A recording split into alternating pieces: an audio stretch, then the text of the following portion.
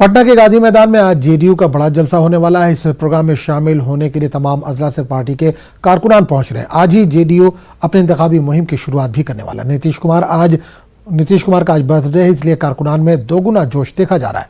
दूर दराज से आने वाले कारकुनान के खाने और ठहरने के भी इंतजाम किए जा रहे हैं।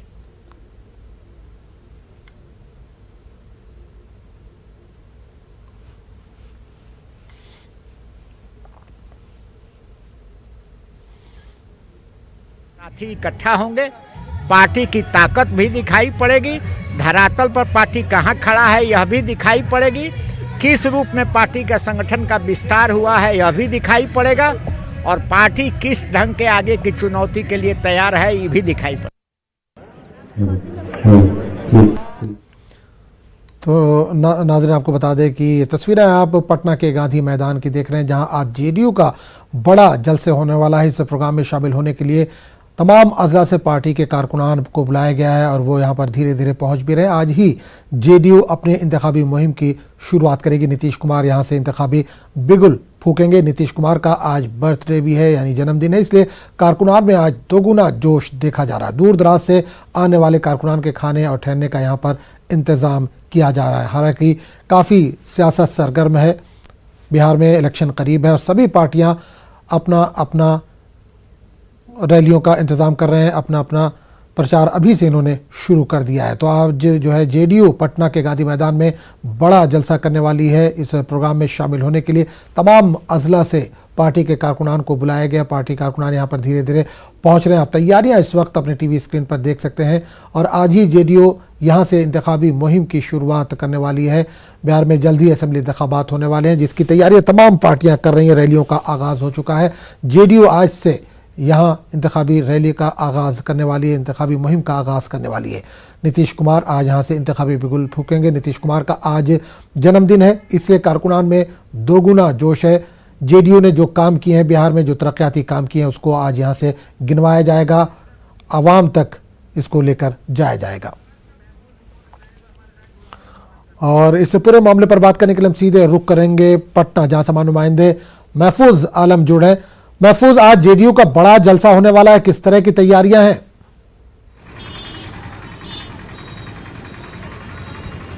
देखिए, आज हम पटना में एक तरह से कहें जेडीयू आज अपनी ताकत का मुजाहरा करेगी।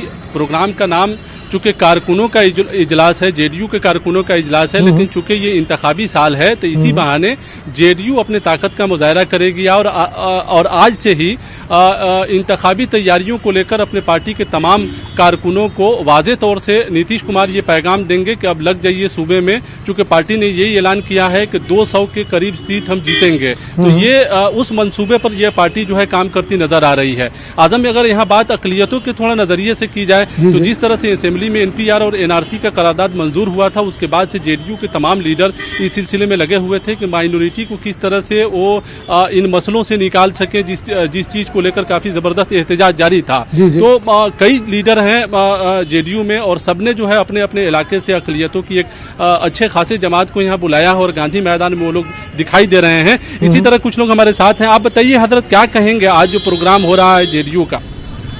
अभी जो आज प्रोग्राम हो रहा है तो माननीय मुख्यमंत्री श्री नीतीश कुमार ने जो विधानसभा में ये सर्वसम्मति से इस चीज़ को पारित किया है कि सीए और एनपीआर और जो भी इस तरह का कानून था, उन्होंने साफ लफ्ज़ों में कहा है कि बिहार में लागू नहीं होगा।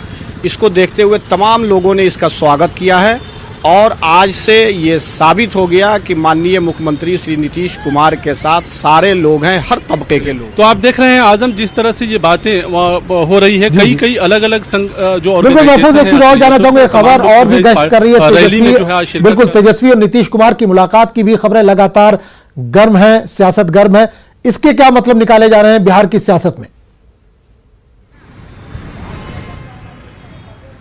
देखिए आजम, जिस तरह से तेजस्वी यादव की वजीर आला नीतीश कुमार से दो बार मुलाकात हुई हाउस में, तो जाहिर है सियासी तौर पे सियासी लीडर इसके माने निकाल रहे हैं। चूंकि बिहार में जब इंतखाबात का वक्त होता है तो कभी भी कुछ भी यहाँ मुमकिन हो सकता है। वैसे भी कहा जाता है सियासत में कुछ भी मुमकिन है।